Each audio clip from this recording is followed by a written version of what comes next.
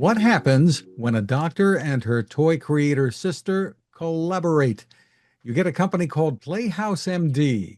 Welcome back to Techstination. Joining us are Dr. Kaitlin Wiseman and her toy creator sister, Sydney Wiseman. Hi, Kaitlin and Sydney. Hello.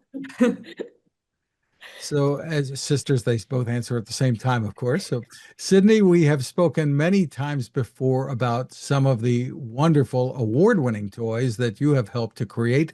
This time, something all new. Tell us more about what the mission of Playhouse MD is. Totally. Well, I actually have. So, a little backstory. Obviously, fingerlings, as I've shown you many times before. This was Toy of the Year in 2017. And when fingerlings was a huge hit, my sister was actually in her residency becoming a doctor, and she had one on her stethoscope, and she saw just how much it really impacted her practice. And so that led to a bunch of conversations just around play in the healthcare day. And obviously, I was making toys and I was doing that, and I loved that. But just tapping into kids' imaginations was something my sister and I always spoke about. And so we decided to do a little bit of an experiment. She did a whole, basically, we went to her office and she did a whole exam on me. It was hysterical. We have that all filmed. We can send you some of that B-roll too. But we were going through all the pain points in her day when she's treating children. And something as simple, for example, as looking in a kid's ear with an otoscope. Like it's uncomfortable no matter what. Even as an adult, it's uncomfortable. So Not so simple. made her a little rocket ship that fits over her otoscope. And the narrative is, do you want to go look for stars in your ears? How many stars do you think are in your ears? And I mean, Kate, if you want to talk to it, but she has kids that sit still Yeah, for, if they say 30 stars, I'm counting till 30. I'm finding 30 stars and they're sitting still for 30 stars to be counted. So it's really been amazing. Kids are engaged, they're participating, they're excited, and it makes the day go by faster with much less crying. You've really seen the need for this in your practice, Caitlin. Yes, absolutely.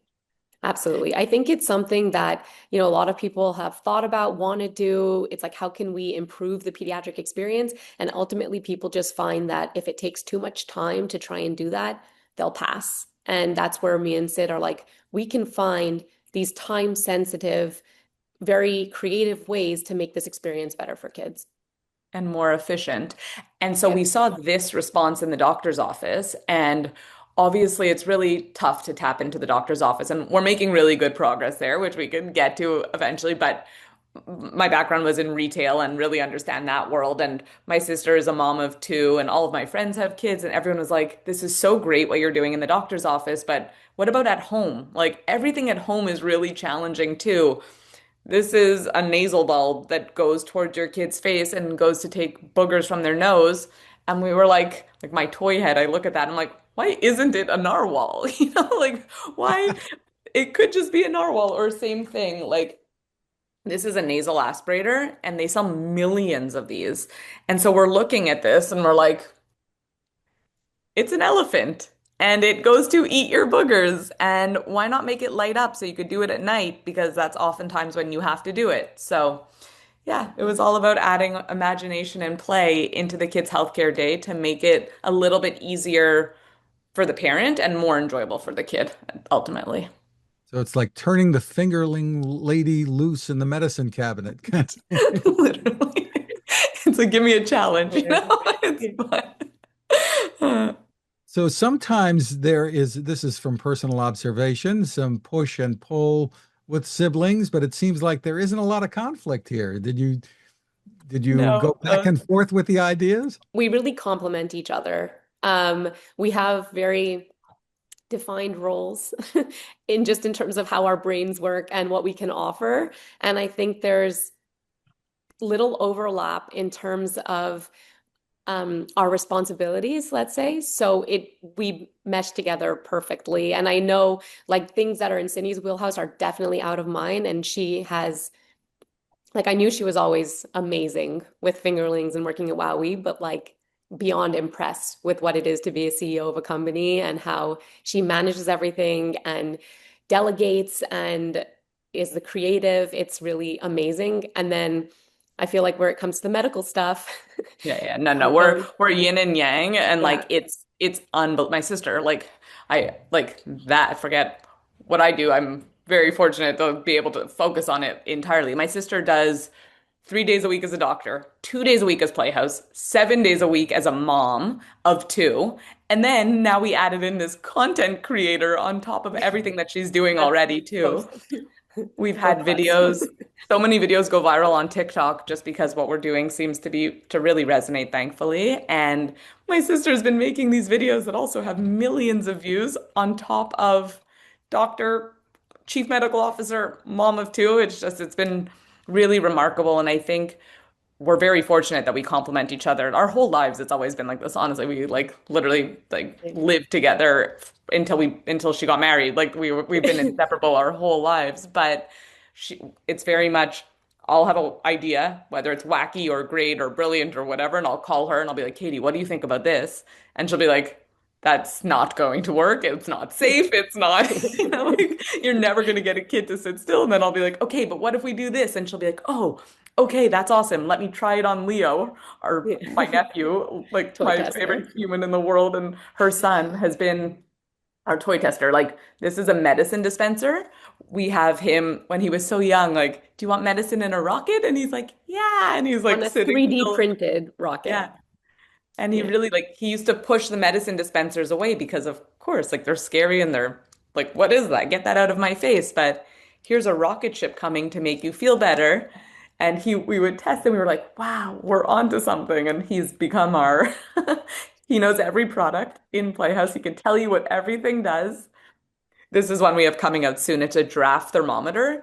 And I'll show this to Leo and he'll be like, is the giraffe going to take my temperature? Like, and he knows it gives his forehead a kiss or it tells him a joke in his ear and he picks and he sits still while Caitlin takes his temperature accurately because he's not moving around, And then and I get a so. stand-up comedy show at the same time because he's always telling me the jokes that he hears.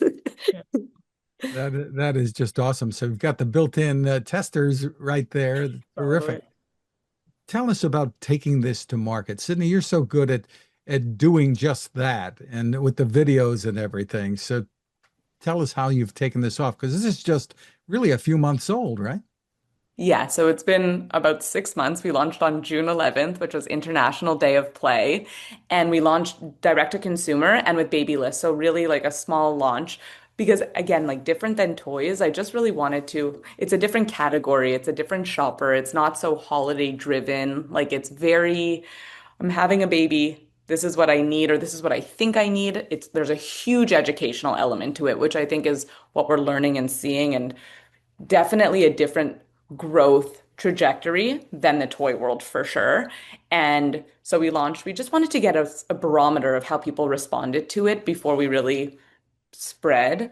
We have had amazing retail conversations. And again, different than toys where it's like, boom, go all at once. We were very methodical in our approach. So Target came on early, loved what we were doing. So we were like, okay, let's test there. So June, we did direct to consumer, saw an amazing response. September, we launched on Amazon and we launched in 700 Target stores as a test, we'll call it. But thankfully, the test went very well. And now we're going into 1,500 Target stores in March. So that's awesome.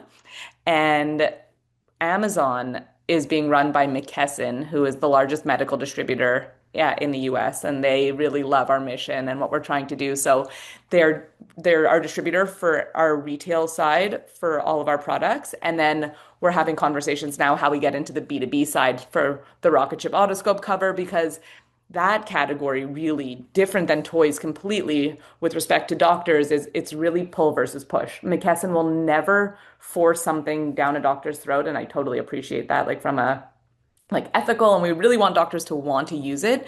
But we've had over 250 doctors and healthcare practitioners reach out to us asking where they could get it, how they can try it, where they could test it. So yeah, it's been really wonderful. Are there different requirements if you're selling things like this into a doctor's office? Do they need to have the ability to be put in sterilizers, things like that? Or Yeah, so all of our products that we have right now are very easy to clean and sterilize with alcohol swabs, like the ones that you would find in a doctor's office. The otoscope cover actually is an accessory, so it didn't necessarily need to undergo more like FDA approval or increased testing as compared to some of our other retail items, let's say. Um, but definitely the otoscope cover right now, if I'm using it on a child and then they want to hold the rocket chip, I will take it off and give it to them, and then I'll just sanitize it quickly with an alcohol swab in between patients, and it's ready to go for the next one. So, what have some of the hottest products so far been? The narwhal. This little narwhal nasal bulb, we launched with it and we sold out of it our first like 2 weeks in, and we were like, wow. It's funny. Kaitlin anticipated that this would be our best item. It was she had called it from the beginning. We thought we weren't sure what it would be. So it's me, my sister. We have another co-founder, Michael, who's our COO, CFO, and even in planning, we were like, okay, it's a nasal bulb. Who's gonna spend 17.99 on this when this is like, I mean, the free, they give it to you in the hospital. So we weren't sure. But what we've realized is this, number one, it's so disgusting. If you cut it open, there's bacteria that grows in here. There's been tons of viral videos explaining how gross this is. And so we came in at like the perfect time with this new nasal bulb that you can pull apart to clean. So number one, it works better than the nasal bulbs. Number two, it has a light so you could do it at night and also use it to distract your kids, which is really fun. And number three, like still amazing functioning nasal bulb. And he's really cute, you know? So And this easy to one, pull apart and clean. Yeah. yeah, the cleaning thing for us, and this became the perfect storm. And I think this one, especially versus some of the other items that are really sick day specific, giving your kid medicine or nasal aspirating, even though this is essentially a nasal aspirator too, you could use it for dribble on your mouth or little boogers in your nose. You know, it's not for, it's more every day than our other items. And so this has been just he swam to the top of the charts very quickly. And then the giraffe thermometer, though, I'm very excited for this one because we haven't launched him yet, but we've had so many people write us being like, where can I get it? We had to stop showing him so much on social media because we had too many people ask us when it's coming out, when can I get it? We were like, oh no, like I don't want to keep people waiting, but it's officially on the water right now. He's swimming to the USA, so he'll be there very shortly, and we'll start selling him in the new year. Just terrific. So, you have some great bundles for the holidays, I see on your site. Tell us a bit about those. Yeah, so those different, like it's so funny because in toy it's exactly that. It's like holiday bundles, but what we're seeing for us giftable from like a baby shower standpoint, or it's the ultimate baby gift that you can give someone. So we wanted to bundle them in terms of the like sick day bundle, which comes with everything you need, elephant, narwhal, and then you get one of each. So you get a rocket and you get a butterfly. This is the ultimate bundle. And then it's just if you just want the butterfly or if you just want the rocket plus the two nasal aspirators. So those have been like deluxe bundle, ultimate giftable Playhouse MD product. But I think that's a direction we're going to lean into as we expand because people want three narwhals. Most people buy two narwhals when so having a combo pack there, I think makes a lot of sense. And then adding the giraffe into the ultimate gift that you'll be able to give next baby shower season is what we're really excited for. And some thoughts maybe about what's next. I know we don't want you to reveal all your secrets, but tell us where this goes. I mean, it sounds like the growth potential is kind of unlimited. We have a lot of good items coming out that we're very excited about. And yeah, like what Sid was saying is every time I encounter a pain point with my kids, we get to work on how we can help it.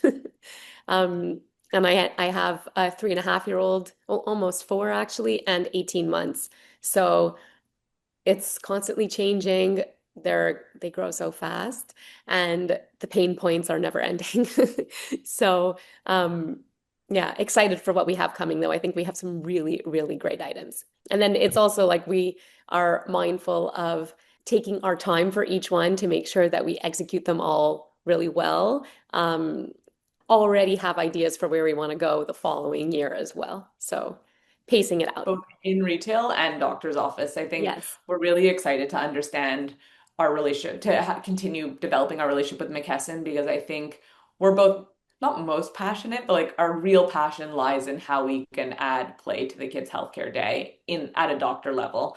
And so love the retail angle and think we're doing a lot of good there, but would really love to add a ton of innovation into the doctor's office because it's so in need of it. It's Yeah. and there's such little things that you can a little bit of magic here and there that will just make it so much more enjoyable for a kid. And that has to become the priority. Yeah. Ooh, And we turning the know that doctor bag healthcare. into a magic bag. Ooh. Literally. That's like it's like Mary Poppins, you know? It's like what are we pulling in our, Yeah. our bag? Just a spoonful of sugar. Like it's so funny. We do reference that all the time because it's that. It's like they're kids, you know, at the end of the day, like they build and they see cities and they believe in the tooth fairy and they believe in Santa Claus. And so you tell them that you're looking for stars in their ears. You're looking for stars in their ears, you know, and they're sitting still for that. And then they're leaving there with like it's okay to tap into their whimsy, you know, and like it's fun. It's like what we do in the toy world. And I think there's just so many more areas that that thought and that intention can be applied. So yeah, it's fun. And we know healthcare starts at home.